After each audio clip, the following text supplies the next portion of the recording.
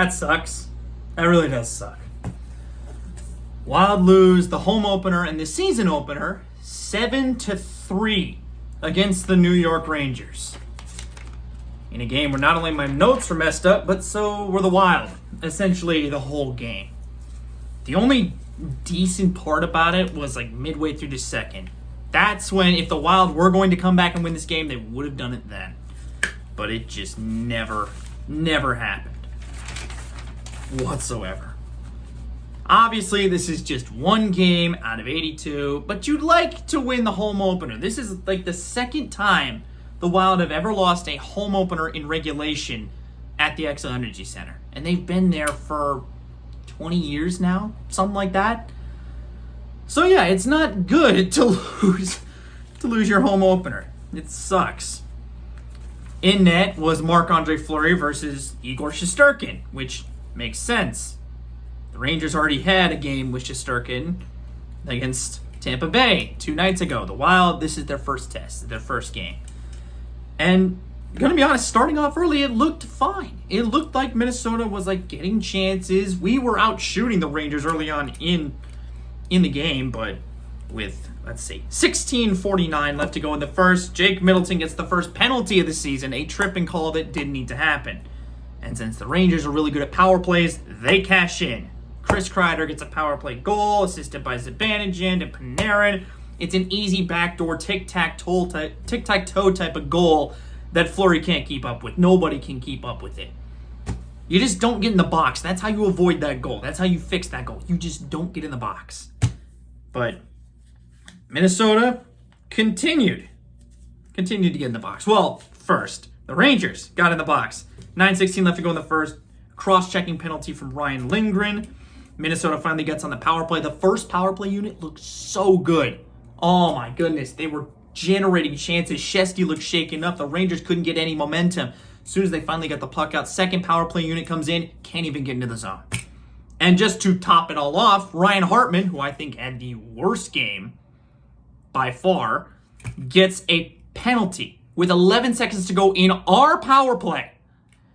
And now we have to kill off a penalty. It's 4-on-4 for 11 seconds, but luckily we kill off that penalty. And like I said, first power play was great. Second power play unit was not so great. Connor Dewar gets a shorthanded chance at 6:16, but then Ryan Fox gets a goal, or not Ryan Fox, Adam Fox, whatever that Fox is. He gets the goal for the Rangers, and it sucked because Kirill Kaprizov, who had been doing great, like he was generating chances, he was just dog-tired, he was stuck out on this shift. Panarin was behind the net. Nobody really pressured him until Kaprizov said, finally, I got to do something because he's tired, but nobody else is going to get him. And so that leaves Fox open for an easy goal. And to add insult to injury, Panarin gets a goal with 11 seconds left in the first period.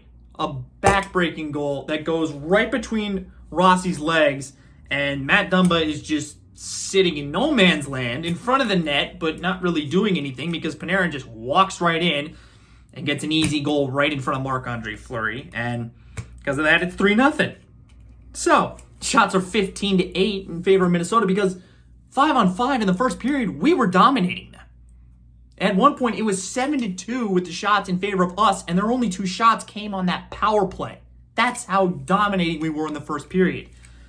But we're down 3-0. We go into the second, and Ryan Hartman takes his first penalty of the night.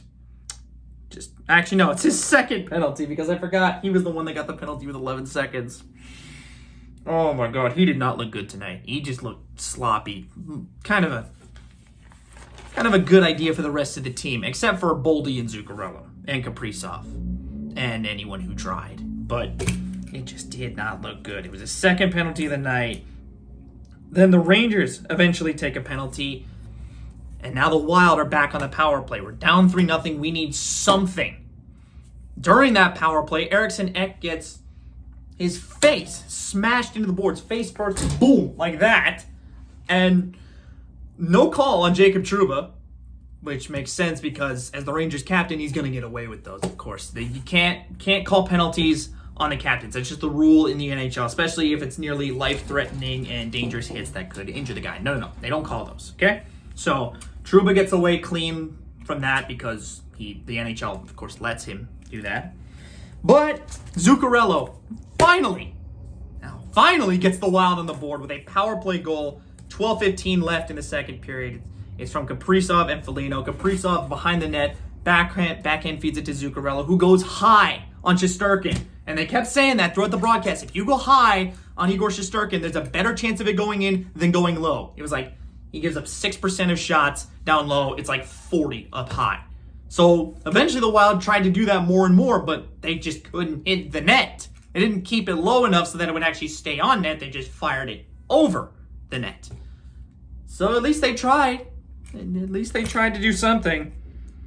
And at this point, that Eriksson Ek hit causes the biggest uproar from the Wild crowd. Basically, they're chanting, "Refs, you suck," because of course it's a hit.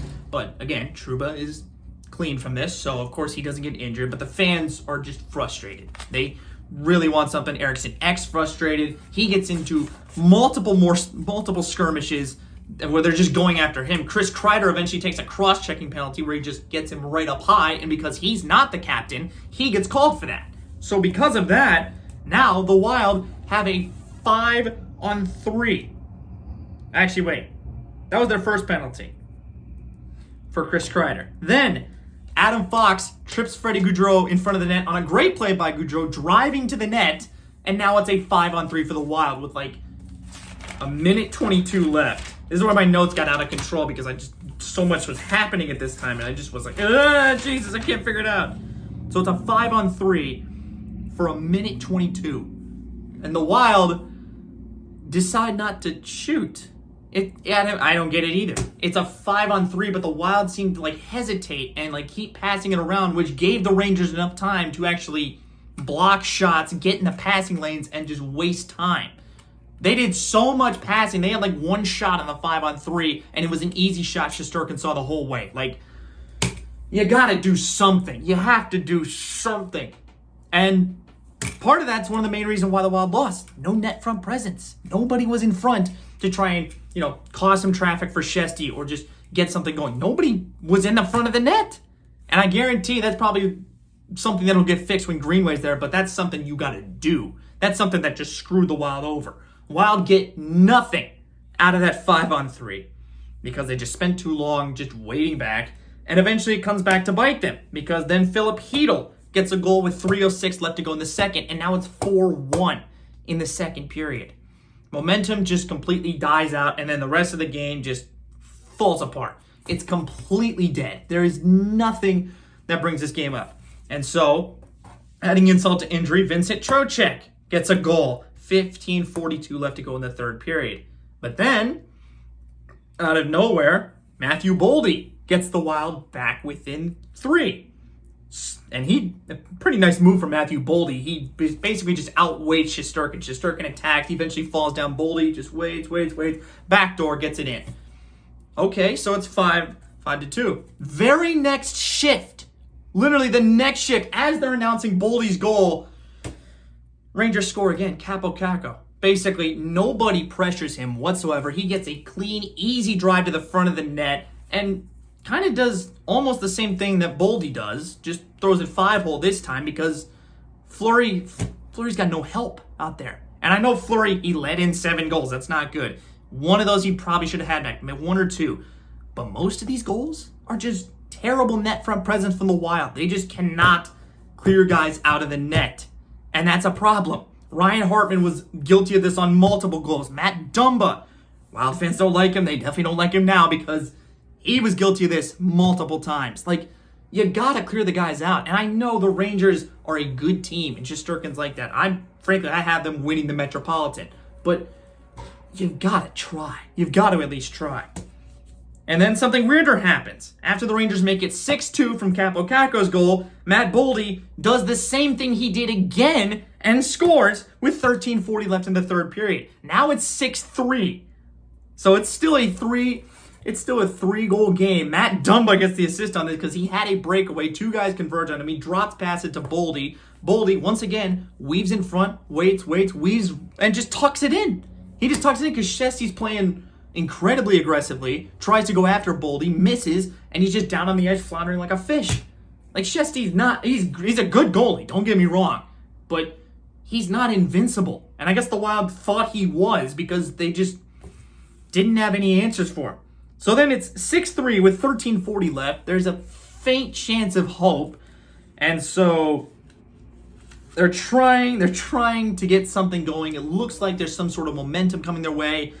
And then Kaprizov takes a hooking penalty with 9:53 to go. And of all times, why then? Why then? Because that's still a problem the Wild have. They will shoot themselves in the foot. And they kept saying it on the broadcast. They kept trying to gas up the Wild. I mean, you got to give them all the effort they can because it's like trying to gas up a bike. You can't do it. It doesn't take gas. So it's just rough. It's rough because you take a penalty at 9:53 left. And so then Foligno and Reeves drop the gloves with 6:43 left to go. Both of them go into the box. Then eventually Middleton gets into a scrum. Both guys go out. Or him and whoever he was tangled with. I didn't even see, honestly. It turns into a 4-on-4. 3 seconds into that 4-on-4. 7th goal of the night for the Rangers. Literally, Chris Kreider gets a redirect from Keandre Miller's shot from the point. And by that time, all is elementary. We know exactly what's going to happen. They tried to pull Fleury with 5:16 left, and of course that didn't work. So then they put him back in with 3:51 to go. Brodin takes a high sticking penalty, and it just ends. It just ends so brutally. Yeah, there's a lot of stuff the Wild need to clean up. Frankly, I think the big one is, one, stay out of the box. That's the main thing, okay? 5-on-5, the Wild can compete with anybody. 5-on-5, we can compete with anybody in the NHL. That's a given, okay? But we shoot ourselves in the foot way too often. We take ourselves shorthanded, and it just doesn't work.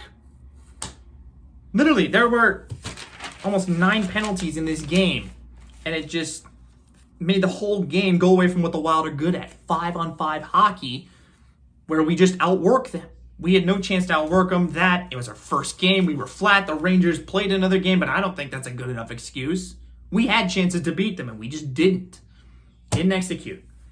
So it's rough, but like I said in another video I recorded somewhere else, one of the many videos I tried to make on this, it is only one game.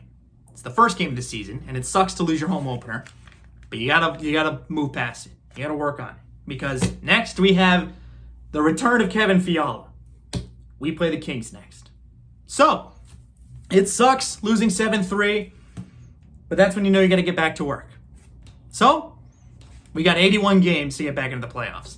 I still think we'll be fine, okay? Just clean up this stuff, make it look better than it was before, and we'll be fine, okay? It looks bad, but it will be fine, okay? If it doesn't look fine, I'll let you know. But right now, it's just one game. So we clean this stuff up, get back to it, and win against the Kings. We can do that. Okay? So that's it for this video. Thank you for watching. Click like if you like it. Click subscribe if you want to see more. I'm going to keep following the Wild because I want to, and I want this team to succeed. Even in doldrum times like this, which shouldn't be a doldrum time, but that's the way it happens. That's the way it shakes down. So let's just get back to work, and I'll see you all in the next one. Peace.